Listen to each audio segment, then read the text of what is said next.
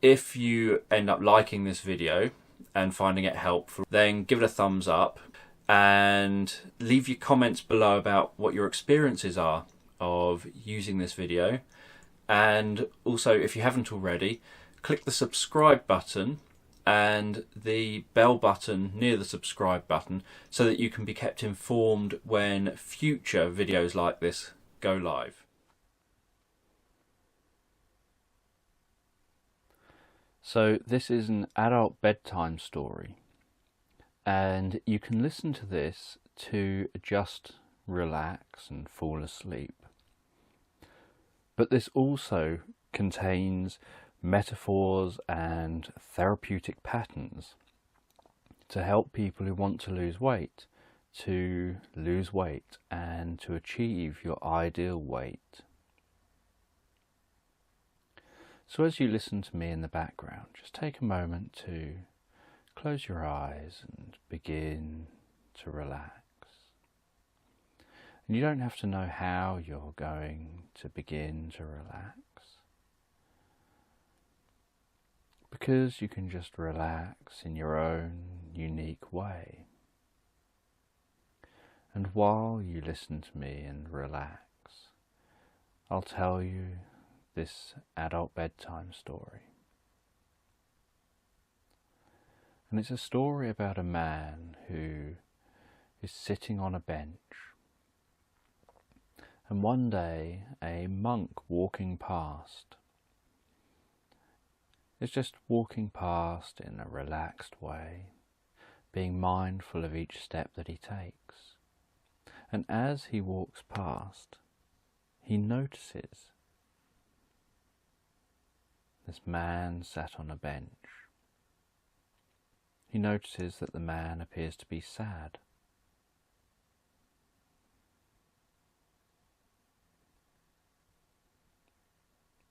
And the man looks like he's perhaps depressed and he's not particularly motivated.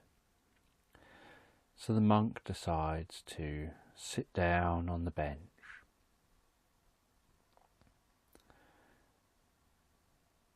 And he turns to the man who's looking sad on the bench, and he asks him, "What's your story?"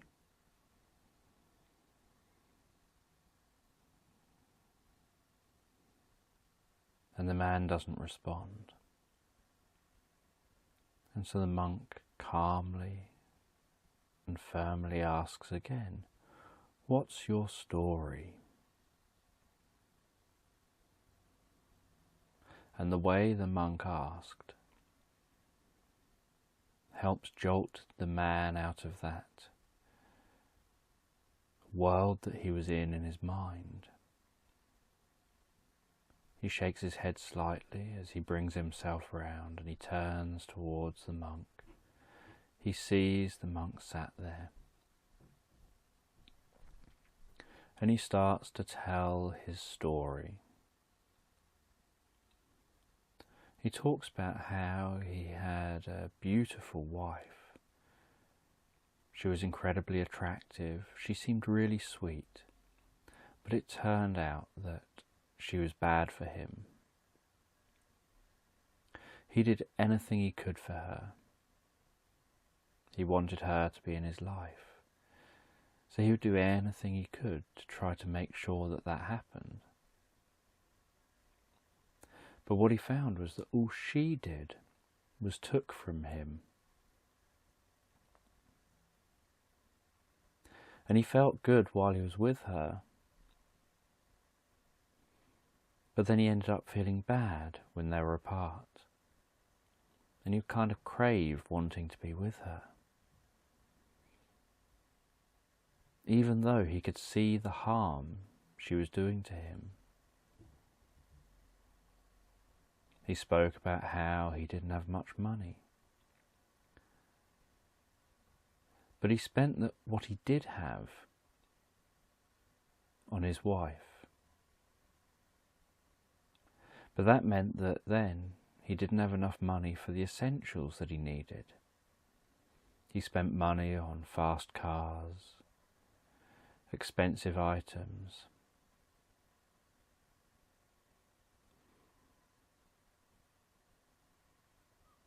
And he would end up feeling sad, or feeling like he might lose her. So he'd want to spend lots of money on her. And whenever he felt sad, he would want to spend lots of money on himself to make himself happy. But then he would end up feeling guilty and end up feeling anxious and then end up feeling sad again. Then he ended up getting more and more in debt, with the debt growing larger and larger all the time.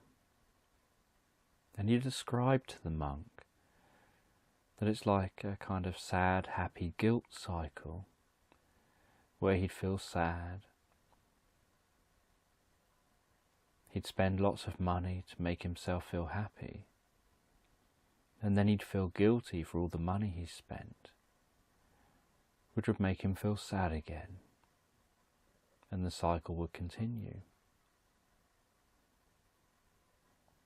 He spoke about how he finally left his wife,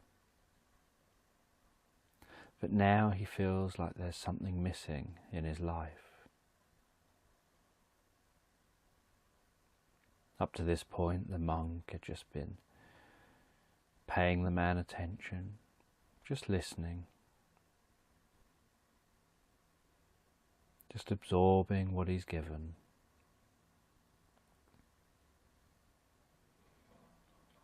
And then he leaned in and he said to the man that it reminds him of the story of Hansel and Gretel.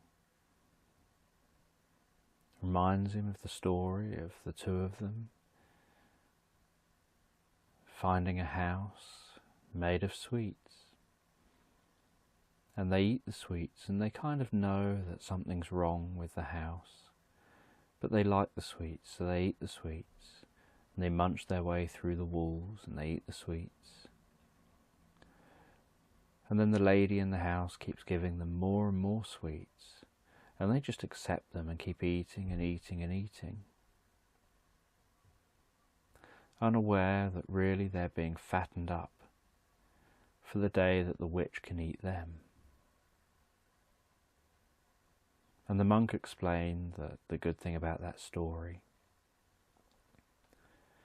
is that eventually they realized in time what was going on. And they managed to turn things around so that they could escape and they could get out of there.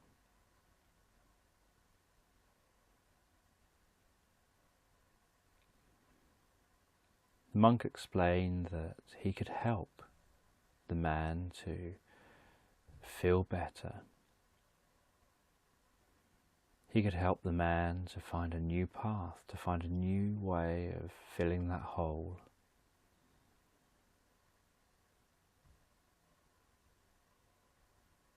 He suggested that they go back to the man's house, to take a look at the house, so that he can share how he can help.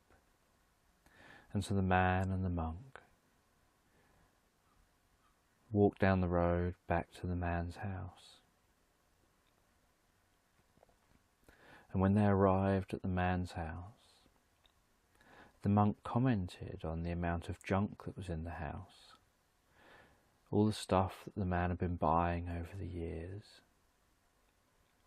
And the man commented that he finds it overwhelming. He looks at the task of having to clear the house, having to sell things, tidy up, and all the different things he has to do, and he just feels he's got too much on his plate. He's aware that he needs less on his plate. He needs to start somewhere small. He shared how he's uncomfortable with all the clutter, and that too much clutter gives him a bad feeling in his stomach, and he just can't relax.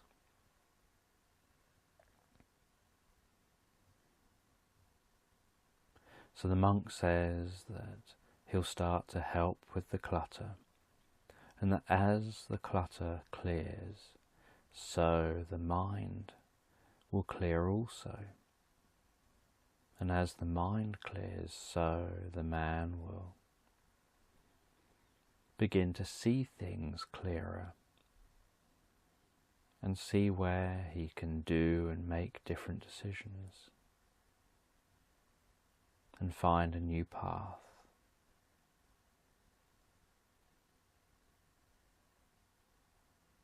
And together they make a list of essential things which should be in the house.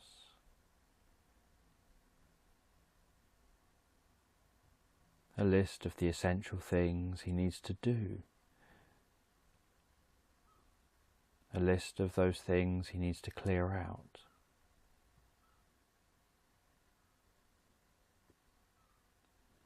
And the things he needs to do to keep the house clear of junk in the future, so that he doesn't slip back into his old patterns, so that he takes on new patterns, new ways of being, and just follows these new patterns.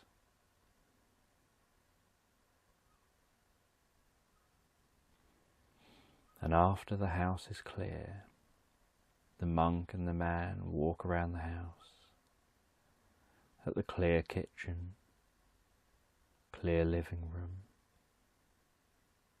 clear dining room, gazing out the window over the beautiful garden,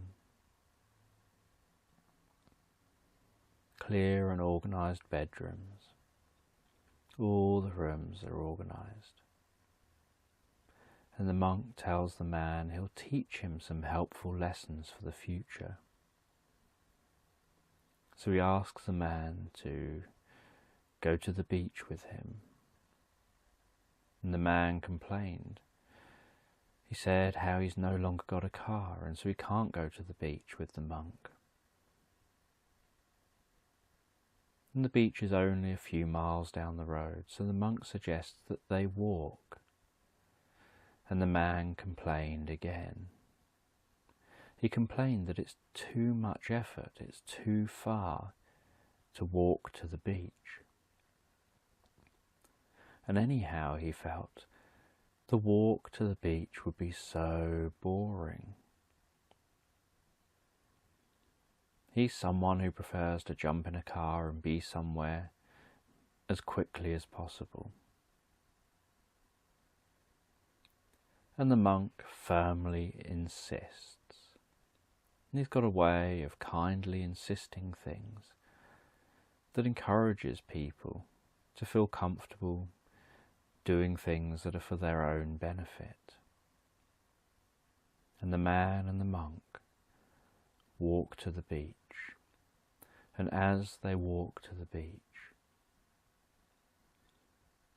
the man notices the feeling of the breeze on his skin, on his cheeks as they walk. He notices the sound of rustling leaves in the trees as he's walking down the path. Notices the sounds of his footsteps.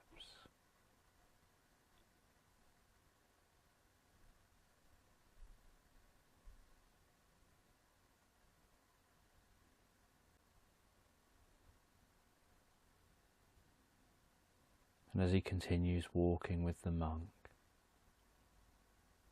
he notices the feeling of his arms moving as they swing side to side.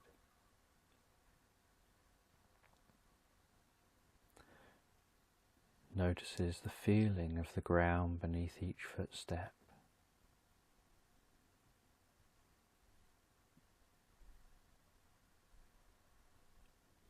He sees birds flying and perching in trees, and landing and taking off of the path in front of him. He sees butterflies, insects, beetles.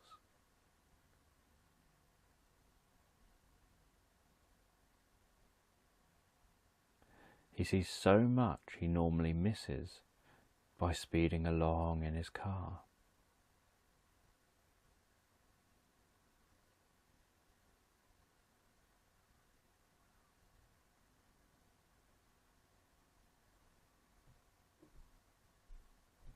And every now and then the monk and the man strike up conversation. Just general chat.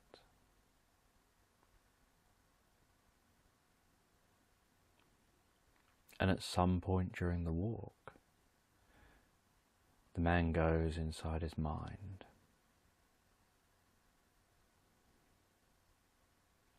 and tells himself how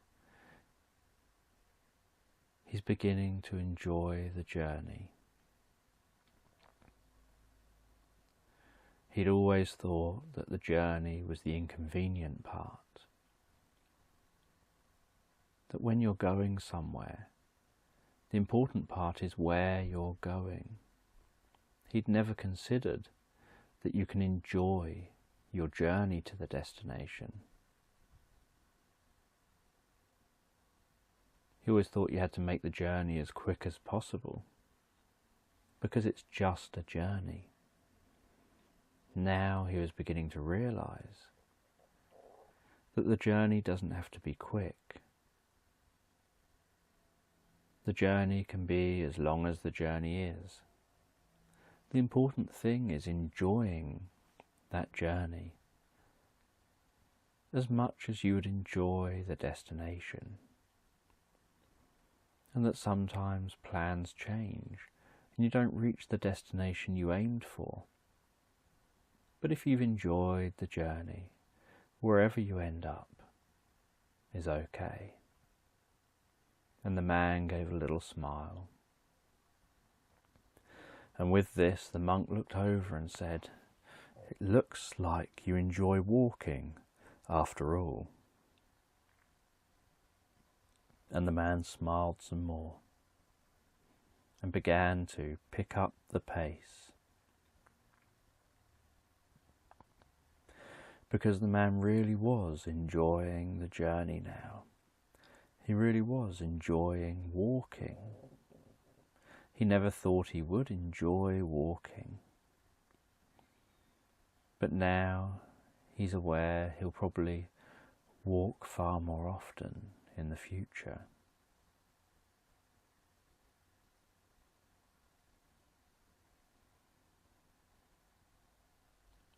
And as they arrive at the beach, so the path changes to stones, and they walk on the stones, and the sound changes of each footstep as they walk along the stones.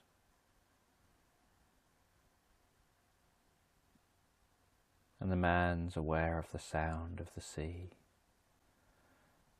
aware of looking out to the horizon, of other sounds around, of the sun in the sky, of the temperature.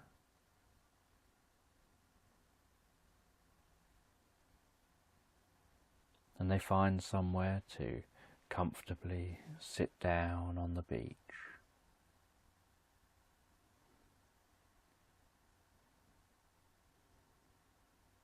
And the monk talked about how you choose your friends wisely.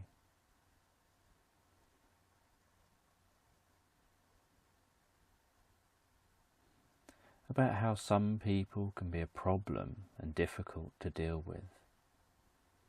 And you don't want them to be on your plate. You don't want to have to deal with them. Whereas others make you feel good.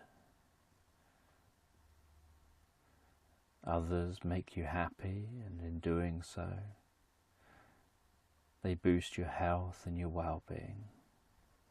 And they're the ones to spend time with. Those that make you healthy and feel good.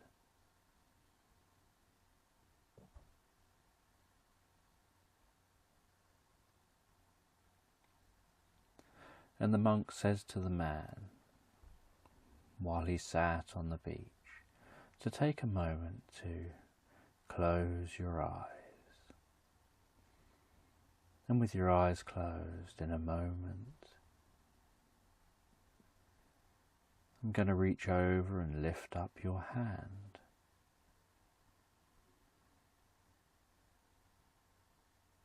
And when I do, your hand is going to begin to get lighter and lighter and raise up more and more comfortably. And then the monk continued talking about something else. And the man was feeling a bit uncomfortable with the uncertainty of not knowing when that hand will lift.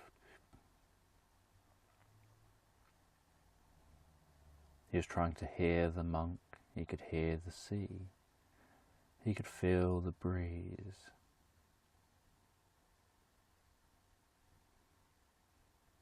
As he sat there, waiting and waiting.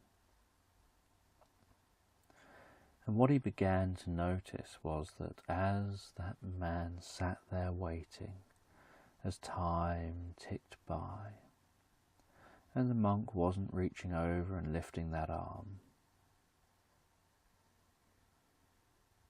he began to shift inside himself. He began to shift from anticipation and uncertainty and uncomfortableness, waiting to know what's happening, to finding himself wander in his mind and wonder, and finding himself becoming more comfortable and relaxed.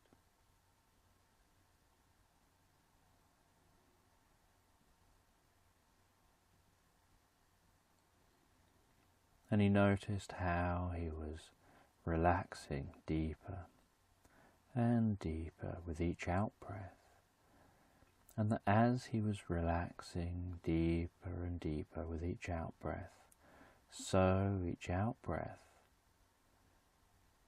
was stretching slightly longer than each in-breath.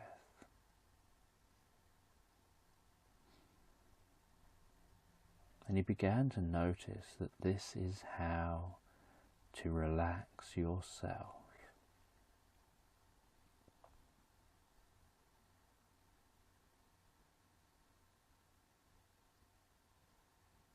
And while the man was beginning to relax, and beginning to relax deeper and deeper,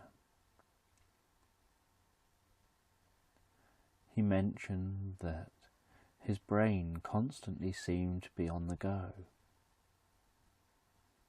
It constantly seemed to be chattering and being drawn to things that upset him, drawn to things that he worried about the future, he worried about the past.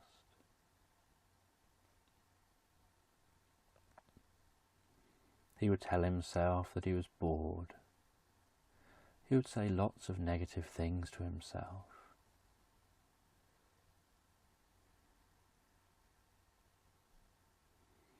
And the monk explained that that's okay. It's just your brain thinking. So all you have to do is just say to yourself, my brain's having a thought again. And any time a thought that you don't want is there, just think to yourself, my brain's thinking again. Oh, my brain's thinking again. Oh, my brain's thinking again. Because in reality, that's the only truth there is in that moment. Because all it is a thought inside your mind. And so the man gave this some thought, and he embedded this idea deep into his mind to instinctively and unconsciously just think, my brain's thinking again. Not to attach to it or let it have any feeling or effect on him, but just to acknowledge it for exactly what it is, that it is just the brain saying something. It isn't real life. It is just the brain saying something. So there's no need for him to get emotional about that thinking. It's just the brain thinking, nothing more, nothing less. All he has to do is observe it, just as you can observe clouds floating by in the sky. You can observe sticks floating by on a stream. You don't have to try to grab every cloud or try to grab every stick, or give a judgment about the cloud or the stick. You can just watch, indifferently just letting it pass by.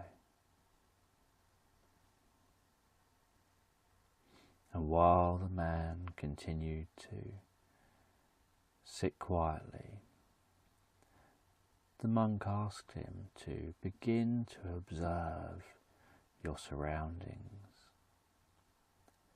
Begin to enjoy being in the moment. Enjoy the inner journey. And so the man began with his eyes closed to pay attention to the water of the sea and the sounds the water made, to pay attention to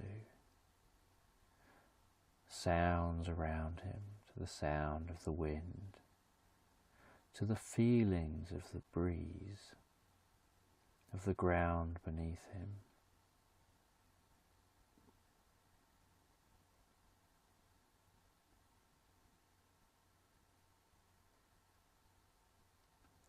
And he paid attention to his surroundings, and he allowed himself to enjoy the moment.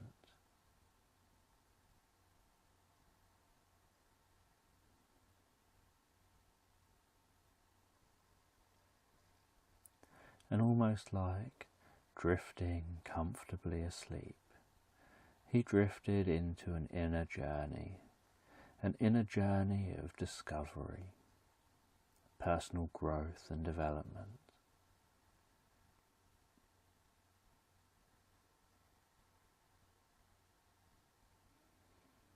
And he found himself in a forest.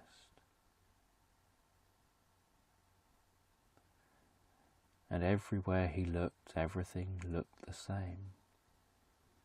And he thought to himself, I now know where the saying, "Can't see the wood for the trees," comes from.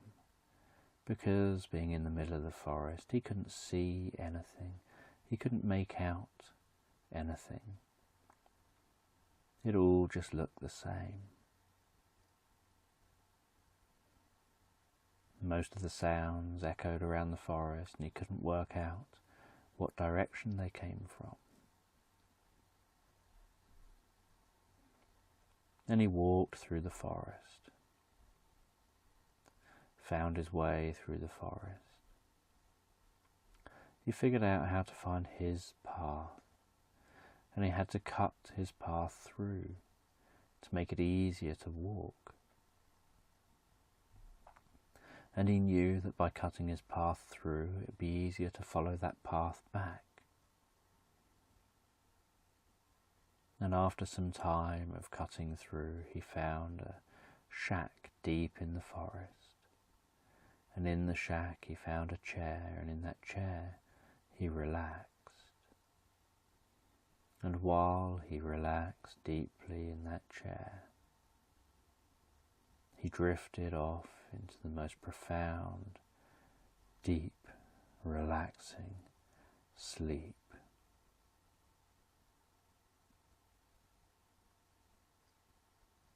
And in this deep, relaxing sleep, he began to have different thoughts spontaneously come up in his mind, different images, like dreams coming up in his mind. And he experienced many dreams in his sleep.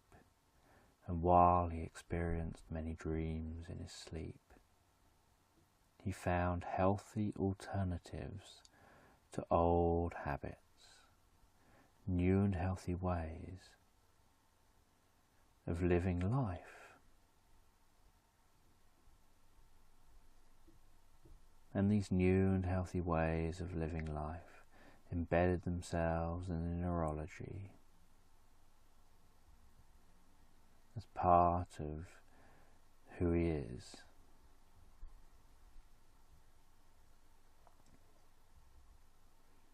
And he gained insight about himself. He learned lessons, how to relax,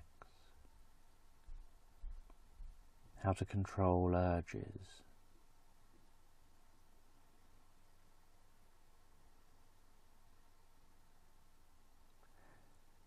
how to look at the larger picture, rather than just deciding if something looks sweet, it's going to be good.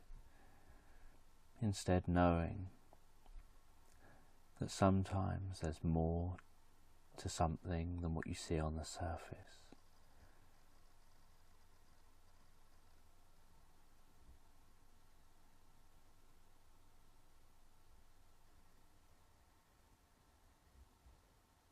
And then as you comfortably drift deeper and deeper asleep, the man began to wake up and found himself in that shack and walked back along the path he had cut.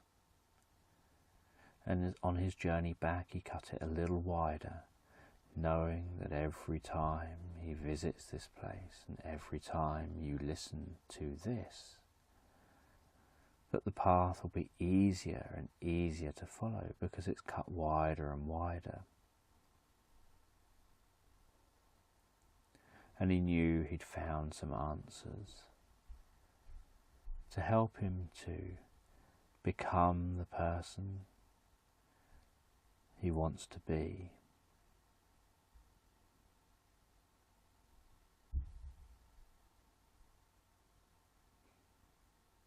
And he found his way back and opened his eyes on the beach and noticed his arm was in the air, just floating in the air.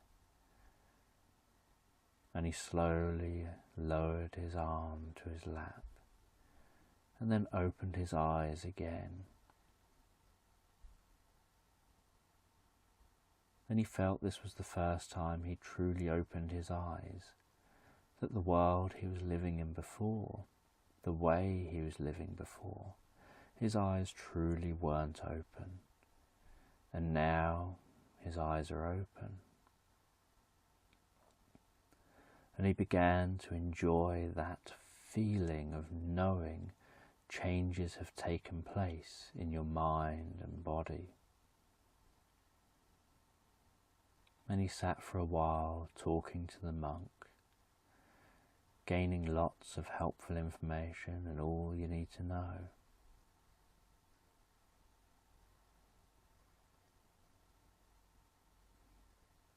Before he went back home for the night, settled down in bed, and comfortably and relaxed drift off to sleep.